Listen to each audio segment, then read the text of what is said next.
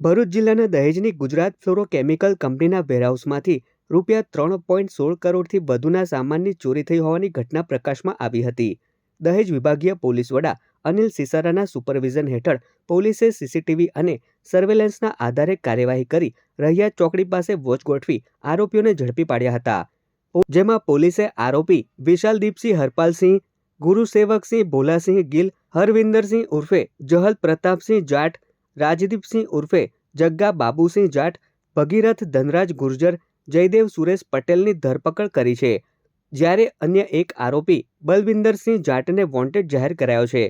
દહેજ પોલીસે ચોરીમાં ગયેલો મોટાભાગનો મુદ્દામાલ તેમજ બ્રેઝા કાર અને બાઇક સહિત કુલ ₹3.21 કરોડથી વધુનો મુદ્દામાલ જપ્ત કર્યો છે.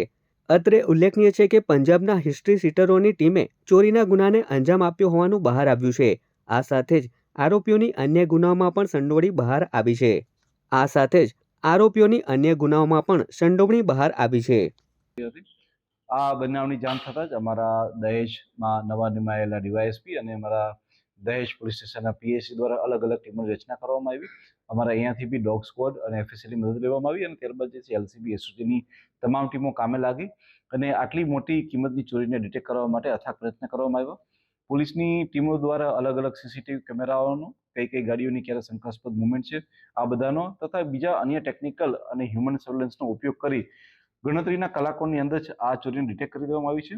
પૂરેપૂરા 3.25 કરોડના મુદ્દામાલ કે જે ગુજરાત ફ્લોરો કંપનીનો તેને રિકવર કરવામાં આવેલો છે.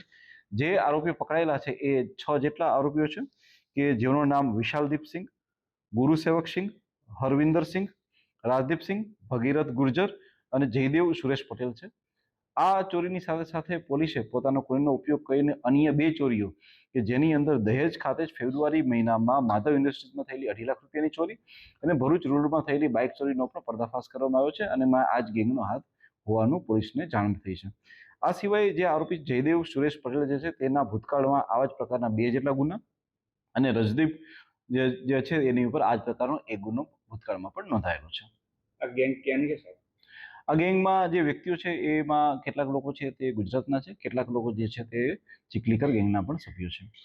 સર આની અંદર જે ગેંગ છે એમનું કોઈ કંપની કનેક્શન ખરું, કોઈ એમ્પ્લોય તરીકે જેવું કંઈ? ના, એમનું કોઈ કંપની તરીકેનું કનેક્શન નથી. આ તમામ જે છે એ ચીખલીકર ગેંગ સાથે અને કેટલાક જે છે તેના લોકાલાઇટની સાથે સંબંધ ધરાવે છે. ચોરીની ઘટનાને અંજામ કેવી રીતના?